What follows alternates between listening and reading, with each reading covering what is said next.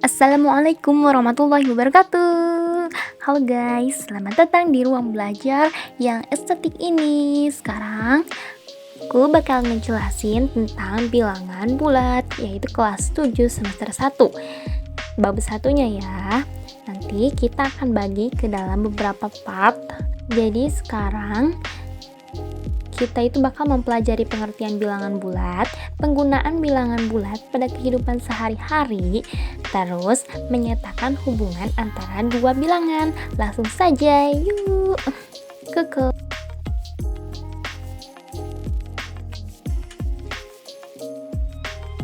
Nah, oke, langsung saja guys, kita ke pengertian bilangan bulat. Nah, bilangan bulat adalah bilangan yang terdiri atas bilangan bulat negatif, bilangan 0, dan bilangan bulat positif.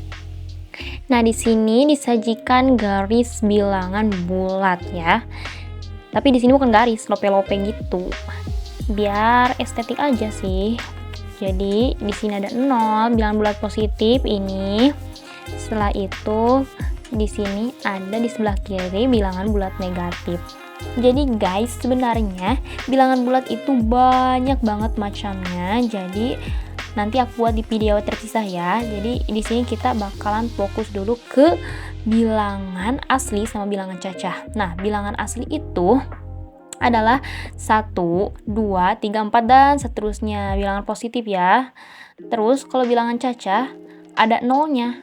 Bedanya itu sama bilangan asli, bilangan cacah itu ada nolnya. 0, 1, 2, 3 dan seterusnya, seperti itu. Terus ada bilangan negatif kan tadi udah dijelaskan. Lanjut, sekarang penggunaan bilangan bulat pada kehidupan sehari-hari. Jadi kita pelajari dulu tentang suhu. Nah, kalau kita mau menghitung suhu di termometer itu, caranya adalah dengan si 0 derajat Celcius itu menjadi titik acuannya. Dan sebagai informasi ya guys, bahwa air membeku itu pada suhu 0 derajat Celcius dan air mendidih itu pada suhu 100 derajat Celcius. Supaya teman-teman tahu aja. Langsung aja ke contoh soal. Nyatakan suhu-suhu berikut ini dengan tanda positif dan negatifnya. Contohnya ini, suhu 18 derajat Celcius lebih tinggi dari 0 derajat Celcius. Jadi ini tuh main kata-kata sebenarnya. Kalau lebih tinggi berarti positif ya. Berarti sama dengan 18 derajat Celcius. Jadi positif 18 derajat Celcius, bisa juga ditulis begitu.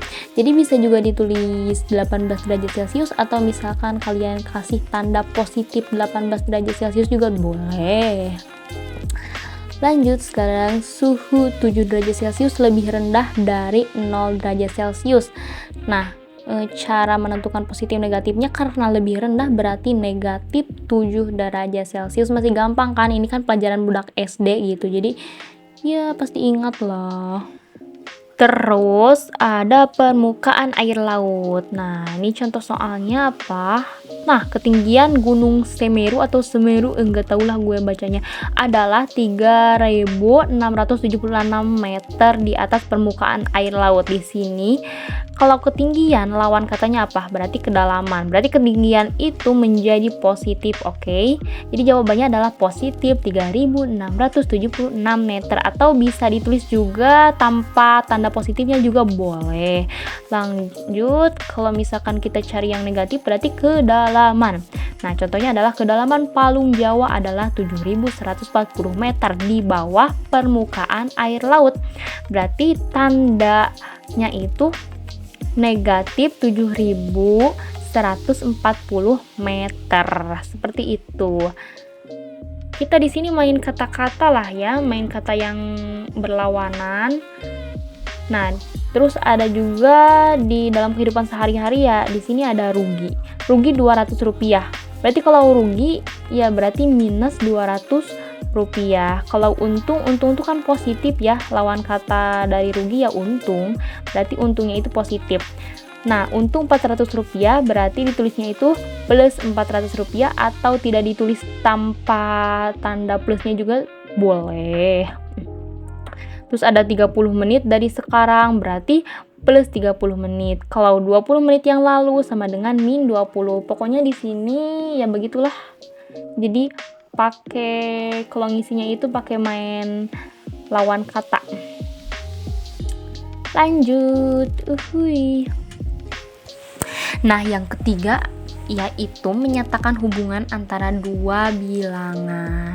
Nah, di sini ada lope-lope, ya samain aja sama garis ya guys, karena ini tuh demi menjaga keestetikan di channel ini. Oke. Kalian masih ingat kan cara menentukan tanda lebih besar dari atau lebih kurang dari itu kayak gimana? Nah, sebagai pengulangan lagi dari kelas-kelas sebelumnya, yaitu kelas SD dan diulang lagi di sini di kelas 7. Jadi cara menentukannya itu dengan memasukkan garis ke sini. Pip. Nah, terbentuk angka apa? Angka B. Betul sekali teman-teman. Jadi di sini terbentuk angka B berarti lebih besar dari.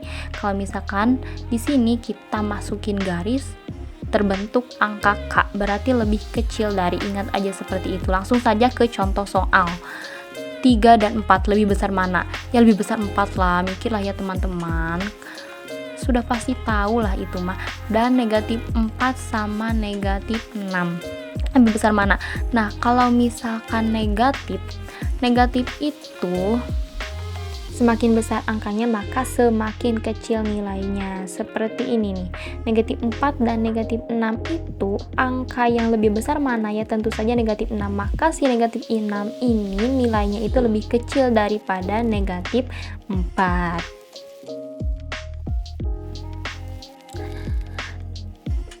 Atau bisa juga ditulis negatif 6 kurang dari negatif 4. Oke, seperti itu. Lanjut, 0,1 dan negatif 0,2 lebih besar mana? Ya jelas lebih besar positif lah ya daripada negatif. Dahulukan dulu positif. 0,1 berarti lebih besar, oke. 0,1 itu lebih besar dari negatif 0,2 atau bisa dibalik juga. 0,2 lebih kecil dari 0,1 boleh. Terus di sini ada negatif 2/3 dan negatif 1/3. Ini bagaimana ini cara menentukannya? Karena penyebutnya sama, kita lihat saja dari tanda negatifnya. Kalau tanda negatif semakin besar angkanya maka semakin kecil nilainya. Nah, maka si negatif 2 itu nilainya lebih kecil. Bisa ditulis dengan negatif 2/3 lebih kecil dari negatif 1/3. Atau bisa ditulis juga dengan negatif 1/3 lebih besar dari negatif 2/3. Begitu. Nah, bagaimana dengan kasus seperti ini? Mampus. Di sini si penyebutnya itu berbeda ya, tidak dengan yang tadi penyebutnya sama. 2/3 dan 3/4. Jadi aku tuh caranya dengan dibagi dulu, didesimalin gitu pakai kalkulator atau kalian contreng-contreng sendiri boleh. 2/3 itu desimalnya apa dan 3/4 itu desimalnya apa? Kalian carilah di kalkulator. 2 dibagi 3 dan 3 dibagi 4 lebih besar mana? Ya tentu saja lebih besar 3/4 dong. Jadi 2/3 itu lebih kecil dari 3/4. Coba kalian carilah di kalkulator. Setelah itu nilai mutlak atau nilai absolut. Bentar. Sebelumnya itu yang tadi ngerti gak sih yang kayak gini? Parah sih kalau misalkan gak ngerti ya kan. Udah kelas 7 masa gak ngerti. Terus di sini kita lanjut saja pembahasan nilai mutlak atau nilai absolut. Jadi langsung saja ke contoh soal. Berturut-turut tentukan nilai-nilai mutlak dari negatif 7 dan 5,4. Kok nilai-nilai sih? Nah, jadi cara menentukannya itu negatif 7, yang negatif itu dipositifkan ya. Dan 5,4 juga dipositifkan ya. Jadi kalau hasilnya itu 7 dan 5,4. Kalau kalian itu punya contoh soal kayak gini nih, tentukan nilai. Nah, kalau misalkan tentukan nilai yang negatif, kalian positifkan dan positif dibiarkan saja. Nah, jadi langsung saja ke yang kedua. Tentukanlah bilangan yang nilai mutlaknya 10 dan 2/3. Kalau misalkan kalian menemukan contoh soal seperti ini, maka ada 2 pilihan atau 2 jawaban. Hasilnya adalah kalau misalkan kita mencari nilai mutlaknya dari 10 itu punya 2 nilai ya. Yang pertama positif 10 dan negatif 10. Begitupun dengan 2/3, berarti plus 2/3 dan negatif 2/3. Jadi ingat saja contoh-contoh soalnya. Sekian saja ya, aku sudah muak. Sekian, terima kasih. Wassalamualaikum warahmatullahi